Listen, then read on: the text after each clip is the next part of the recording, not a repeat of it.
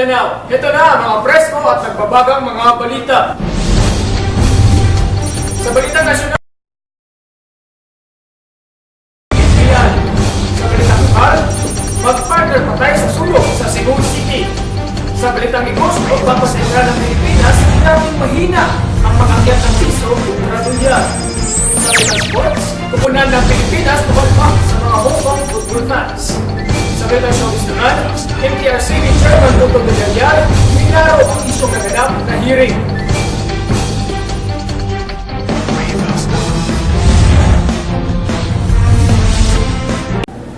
Hinihintay pa rin ng Philippine Coast Guard ang pinal na hatol sa kanila ng National Bureau of Investigation o NBI. Bukod sa reklamong nasasangkot sila sa pagpatay sa isang Taiwanese fisherman noong nakaraang buwan sa Northern Philippine waters. Napabulaan na sasampahan umano ng kasong kriminal ang mga sangkot sa insidente. Ngunit, linaro ni Commander Armand Balillo, spokesperson ng PCG, na hindi pa opisyal na isasampa ang nasabing kaso sa mga nasasangkot sa nasabing insidente. Mag-partner patay sa sunog sa Cebu City. Yan ay ibabalita sa atin ni Jinky Allison. Jinky.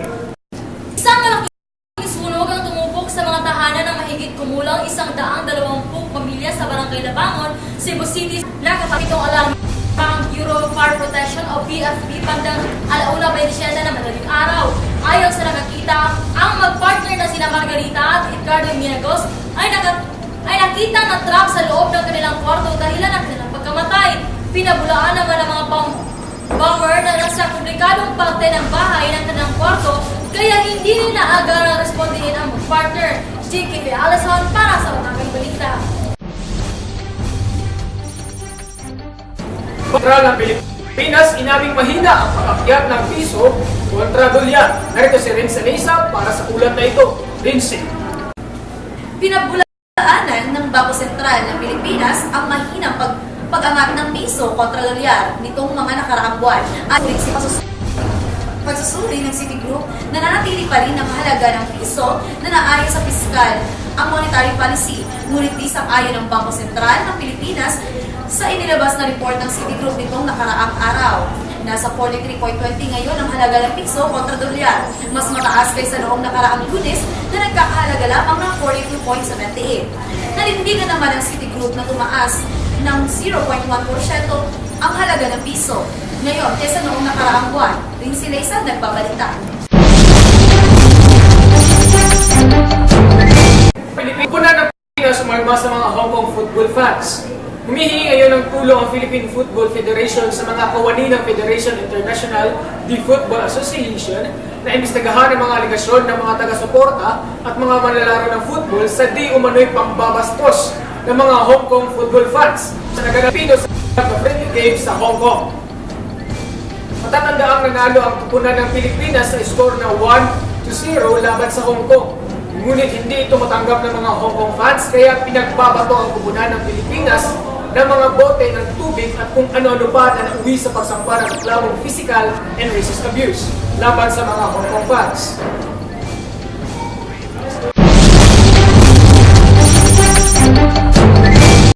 Nilinaw ni MTRCB Chair Tuto Villarreal na walang naganap na hearing sa pag-uusapan nila ng kawani ng ABS-CBN at Vice Ganda ukol sa pambabastos umano ng batikang komedyante sa kanyang konsyerte nito lamang nakaraang buwan na kung saan naging kontrobersyal ang kanyang mga binitawang joke. Okay, wait, napag-alaman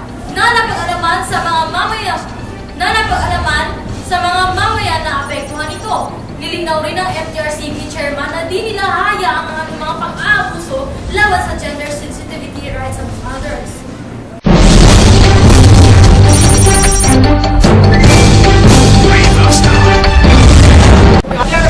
Kami nakalap sa mga nagbabagang balita sa umagang ito. Sa ngalan ni Jinky Allison at Rince Nesa, ako po si Alan Marcatala para sa Umagang Balita.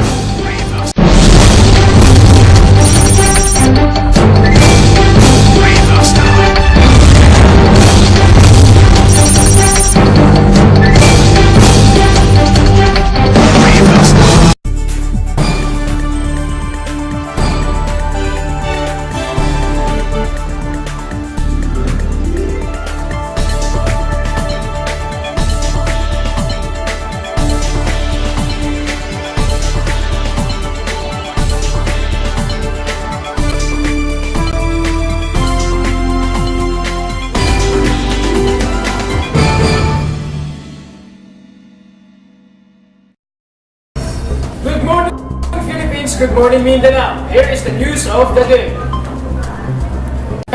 For the national news, Philippine Coast Guard waits for the NBI Final Four. For the local news, base kills couple in Cebu City. For the business news, Bangko Sentral to favor weak peso. For the sports news, Philippines filed a racism complaint against Hong Kong football fans. For the showbiz news, MTRCB Chairman Toto Villarreal results of developmental chat with Vice Ganda.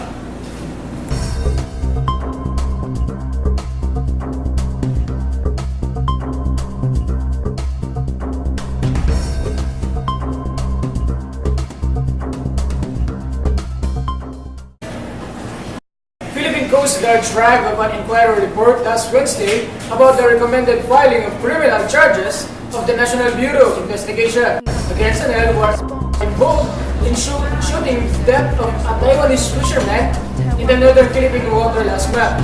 According to Commander Arman Manilio, spokesperson of the Philippine Coast Guard, that it's not yet final, based on an interview with a source that had knowledge of the NBI investigation. This couple in Cebu City. Here's Jinky Alzon for the report. Jinky. According to a man who looked up the house where a couple, Margarita and Edgardo Miegos, charred bodies were found inside the room. The BFP investigator said that the firefighters found it difficulty to reach because it was in an interior portion. Jinky Alzon report. Bangko Sentral to favor weak peso. Live at Bangko Sentral, here's Vince Mesa for the report. Rincy.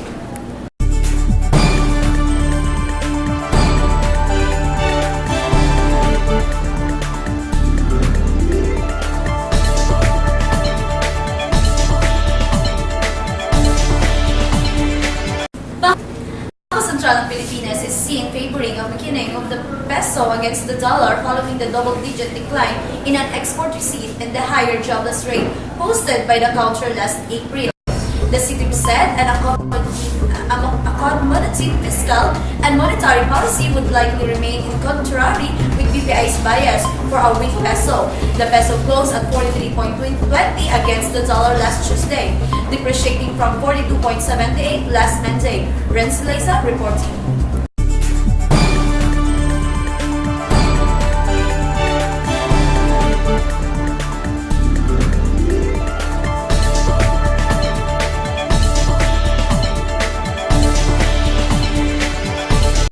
Philippine files racism complaint against Hong Kong football fans. The Philippine Football Federation has asked the Federation International de Football Association to investigate allegations that Filipino supporters and players were subject to racist abuse during last week's friendly game in Hong Kong. The Aztecs won the game with a score of 1-0, but the home fans pelted the players and their supporters, and many of them are women and children, with water bottles and other debris after their match. The complaint was filed last Tuesday after report of physical and racist abuse against Philippine players and supporters.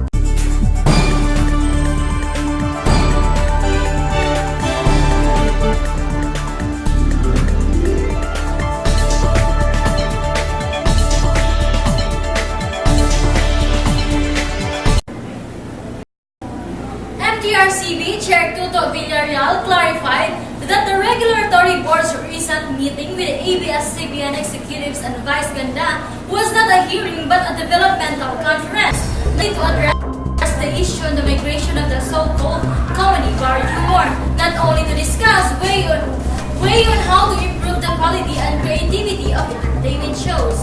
As it is, Vice Ganda controversial weight and rape jokes during his last concert on May 17. Villarreal further explained that MTRCB's efforts are all mandated by laws to support gender sensitivity rights among others.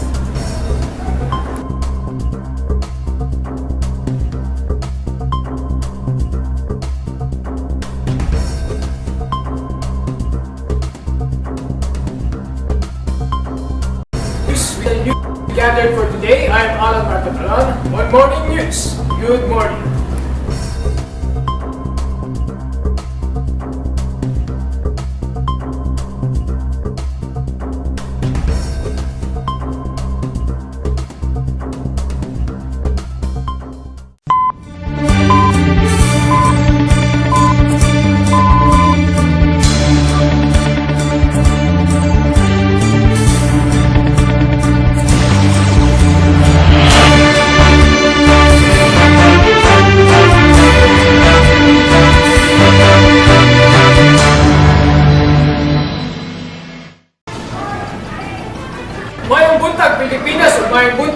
Mindanao. Aniya na ang pinaka-presko o mga labas na mga balita. Balitang nasyonal, Philippine Coast Guard magulanong nagapaabot sa resulta sa investigasyon sa NBI. Sa balitang lokal, sunog sa Cebu, mipakyas sa kinabuhi sa usa ka magtiayon. Sa balitang negosyo, Bangko Sentral ng Pilipinas ni Alma sa hinay nga pagtaas sa kanidad sa piso nga tudulyan. Sa balitang sports, Ascals o fans midangot sa FIFA human sa pangpangabuso sa mga Hong Kong football fans. Kung sa balitang showbiz, MTRCB Chairman Toto Villarreal iklaro ang isyu ng walay hearing na naitabo sa paghusay sa kaso ni Vice Ganda. Philippine Coast Guard magulanong nagapaabot sa resulta sa investigasyon sa NBI. Magulanong nagapaabot ang mga gituuhang nipatay sa usa ka Taiwanese fisherman ang Philippine Coast Guard itong nilabay bulan. Gituuhang nireklamo ang mga Taiwanese colonists sa walay rasong pagpatay sa ilang isip katao. Ipakusgan sa National Bureau of Investigation o NBI nakasuhag kriminal ang mga natukuhang ipatay sa maong Taiwanese fisherman. Sumala pa ni Commander Arman Balillo, spokesperson sa PCG, na dili pa kunog pinal ang maong kasong ihatol sa mga nasangkot niini. Sunog sa Cebu, mipakyas sa kinabuhi sa usa ka magtiayon. Aniya si Jinky Alson para sa detalye sa balita. Jinky. Naputlan sa hinulbang kinabuhi ang magtiayong Margarita o Edgardo Miegos, human misindi ang sunog sa barangay Labangon, Cebu City, desperas sa araw ng kalayaan. Sumala pa sa mga bomber nga naglisod sila responde sa magpartner kay naa sa komplikadong lugar sa balay ang kwarto kung asa di nakita ang patay nga lawas sa magtiayon. Kapin 120 ka mga pamilya ang nawalan ng panimalay, apil na ang naingong magtiayon. Chicky P. Allison para sa Buntag Balita. Bangko Sentral ng Pilipinas ni Alma sa hinay nga pagtaas sa kantidad sa piso nga tudulyan. Aniya si Richie Lisa para sa detalye sa balita. Music.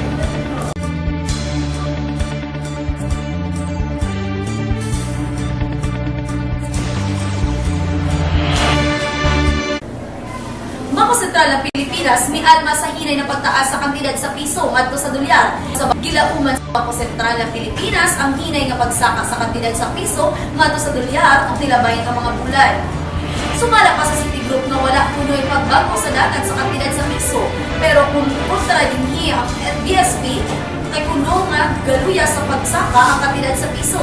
Ana ang karon sa kantidad nga 43.20 ang piso kontra dolyar na matigdan nga mitaas kini og 0.1% kaysa tung nilabay nga bulan. Rin sinay sa nagabalita.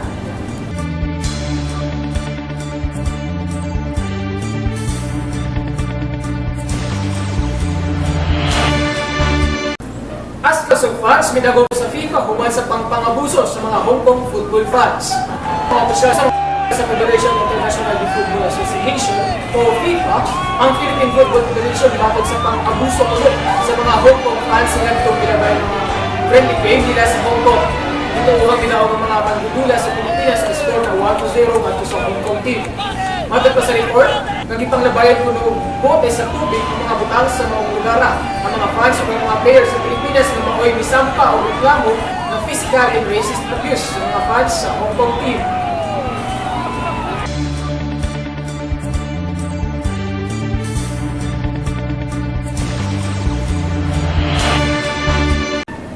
Giklaro ni Toto Villarreal na walay nahitabong hearing sa ilang pag-istorya sa ABS-CBN executives kauban ang nasangkot sa maong isyo na si Vice Ganda nga gituhang milampas sa iyang limitasyon sa paghatag o mga pahilipay sa katawhan.